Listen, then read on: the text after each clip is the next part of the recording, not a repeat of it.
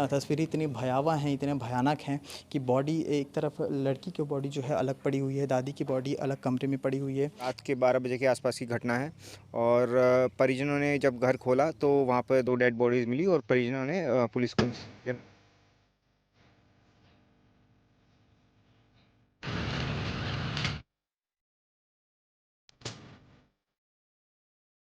हट जाओ, सामने से हट जाओ।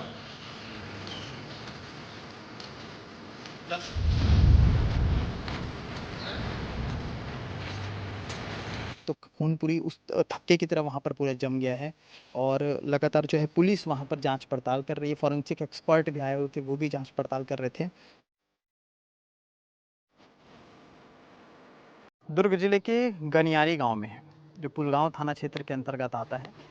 और इसी के साथ एक खबर आती है सुबह सुबह कि एक घर में एक बुज़ुर्ग महिला और उसके साथ एक युवती की बॉडी पड़ी हुई है। बॉडी की अगर तस्वीर देखें तो बिल्कुल इस अवस्था में है कि पूरा ब्लड जो है चारों तरफ फैला हुआ है और जैसे किसी धारदार हथियार से कई बार वार किया गया हो और उसके बाद ऐसी मौत दी गई हो।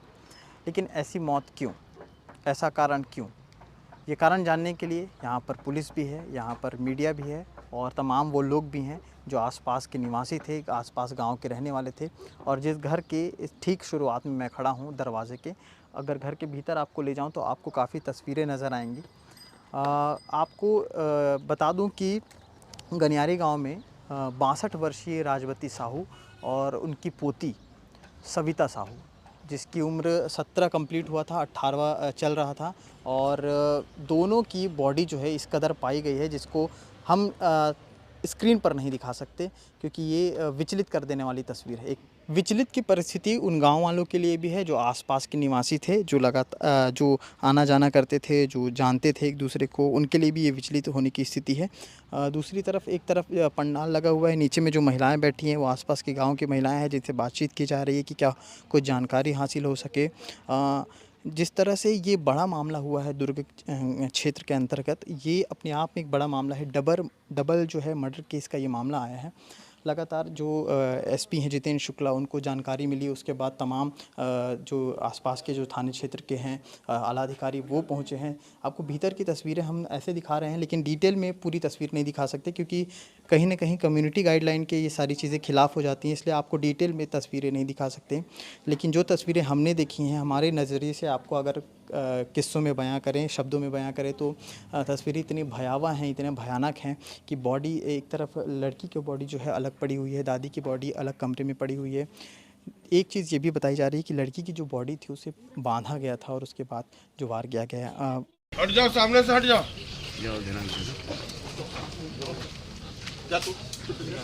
और भीड़ मतलब आपका क्या नाम है? दामिनी साहू। अच्छा, आप कहाँ रहती हैं? यहीं?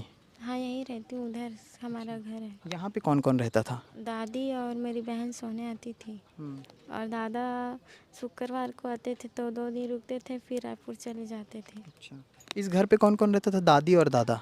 दादी और दादा, हाँ। और कोई नहीं? नहीं। सेवा करने के लिए आपकी बहन आना जाना करती थी? तो बाकी के जो मतलब दादी के और कितने, आपके कितने चाचा हैं, कितने? मतलब मेरे पापा लोग मतलब 4 भाई होते हैं और उन चारों के मिला के हम लोग 10, मतलब 4 बहन और 6 भाई हैं हम लोग। सबका घर आस ही पास है क्या? हाँ, उधर है सभी लोग का घर, मतलब लगा है सभी। तो कुछ झगड़ा वगड़ा आपसी परिवार में था या फिर बाहर से किसी के साथ झगड़ा था क्या कुछ? नहीं, वैसे तो नहीं था झगड़ा, घर में भी नहीं झगड़ा। हम लोग तो एक साथ खेलते कूदते थे और झगड़ा भी नहीं होते थे। छोटी बहन है सविता से कि बड़ी? वो मेरे से 1 साल की छोटी है। 1 साल की छोटी थी। हाँ। क्या करती थी सविता? पढ़ाई करती है। कौन सी क्लास में? 11वीं में है। आप कौन से क्लास में? मैं 12वीं पढ़ के छोड़ दी हूँ, 1 साल हो गया। तो ऐसा कोई मामला नहीं था आपके हिसाब से? नहीं।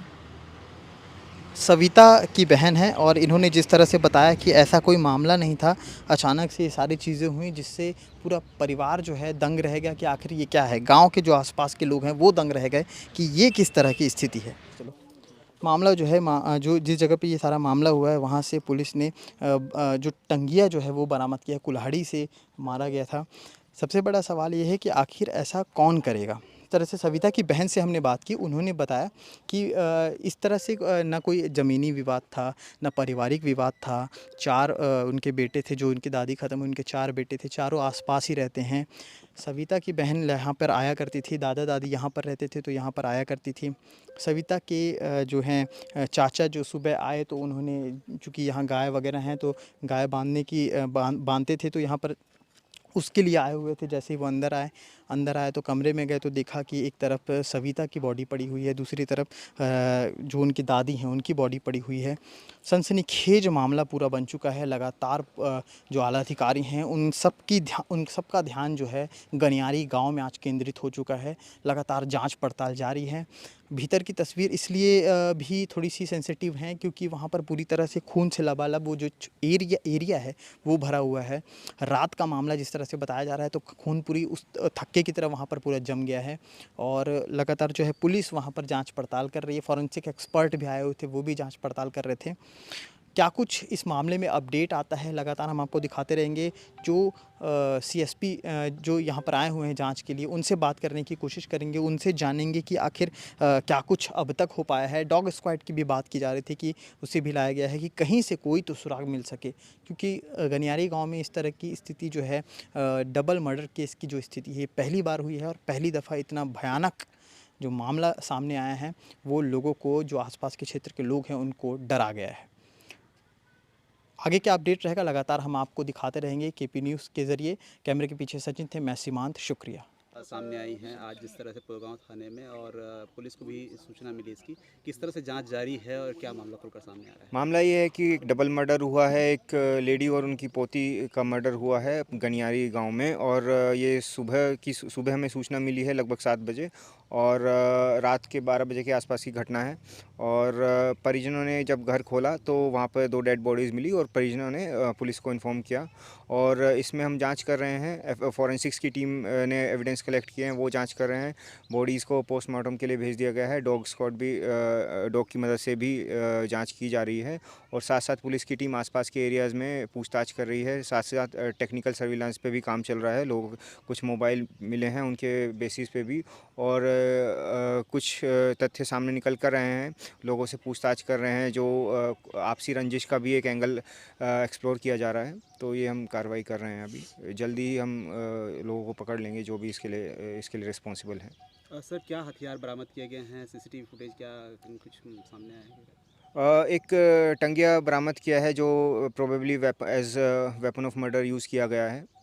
जी सर, लड़की के हाथ पैर बंधे हुए थे, क्या लगता है मोड ऑफ ऑपरेंडी क्या हो सकता है? ये जांच के बाद ही सामने आ पाएगा, अभी कहना कुछ भी मैच्योर होगा मेरे लिए। परिवार वाले से बातचीत करने पर कुछ नहीं? परिवार से बातचीत कर रहे हैं, अभी पूरे मतलब तथ्य सामने नहीं आए हैं, धीरे धीरे चीज़ें पता लगेंगी अभी।